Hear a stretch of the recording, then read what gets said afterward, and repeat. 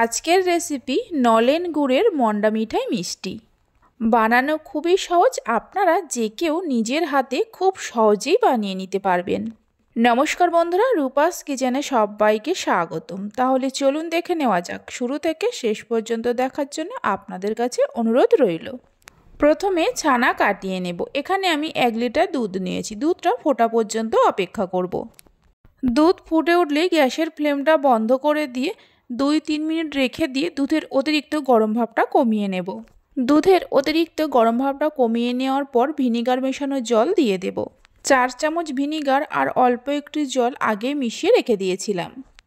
ছানা কেটে যাওয়ার পর একটা ছাঁকনির মধ্যে ছেঁকে নিয়ে 2-3 বার জল দিয়ে ধুয়ে নেব, ছানার মধ্যে ভিনিগারের কোনো রকম টক ভাব না থাকে।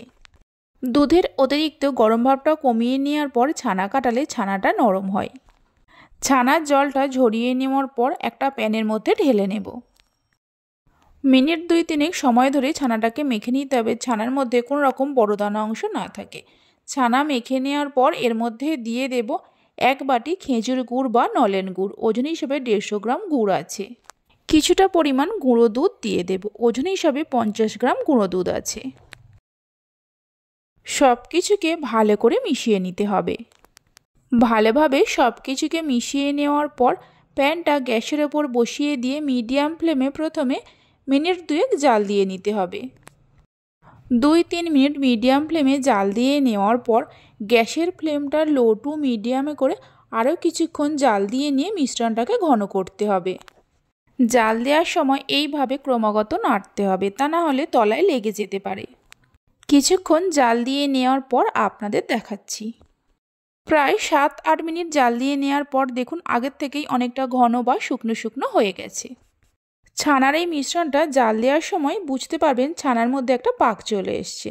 এবার গ্যাসের ফ্লেমটা বন্ধ করে দিয়ে একটা প্লেটের মধ্যে ঢেলে নেব। প্লেটের মধ্যে ঢেলে নেওয়ার পর এইভাবে করে একটু ছড়িয়ে রেখে দেব, তাহলে খুব তাড়াতাড়ি ঠান্ডা হয়ে যাবে। ঠান্ডা হয়ে যাওয়ার পর হাতের মধ্যে অল্প করে ঘি নিয়ে ছানার এই মিশ্রণটাকে একটু মেখে নিতে হবে। তবে পুরো ঠান্ডা করব না, হালকা গরম থাকতে থাকতেই করতে হবে। একটু মেখে নেওয়ার পর কিছুটা করে মিশ্রণ হাতের মধ্যে নিয়ে পাকিয়ে এইভাবে করে গোল করতে হবে। এইভাবে একবার মন্ডা মিঠাই মিষ্টির রেসিপিটা বাড়িতে বানিয়ে দেখতে পারেন। বাড়িতে বানালে খেয়ে আপনাদের কেমন লাগলো অবশ্যই আমাকে কমেন্ট করে জানাবেন।